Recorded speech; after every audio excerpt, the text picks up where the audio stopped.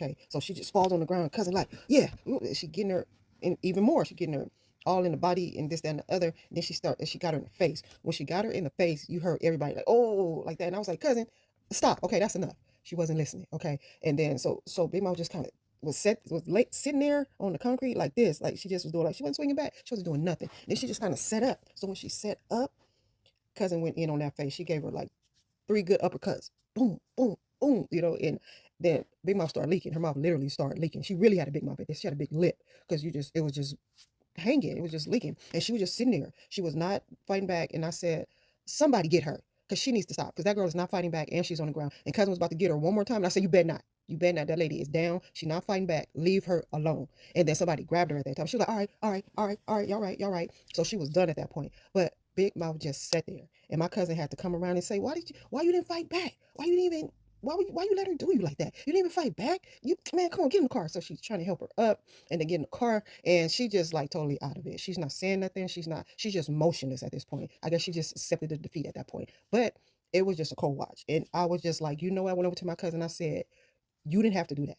Okay, I went over to my young cousin, and I know how she respects me, and I said, you did not have to do that lady like that. And she was like, cousin, she disrespected me. You saw her, she disrespected me. And I said, I know, you're right. And she was like, you don't know what I've been through all day. I had a bullshit day. Then I just lost my dad, and this, that, and the other. So she was making me tear up because the emotion and the anger in her face, I felt her because she did just lose her dad, which was my cousin. We was all at the funeral. So basically, young cousin was going through so much.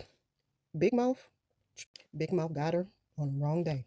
She messed with the wrong person on the right day because my young cousin let off all that frustration on that woman. It wasn't fair. It wasn't right. It was a hard watch, but she started it. She told her to leave her alone, back up, and get out of her way.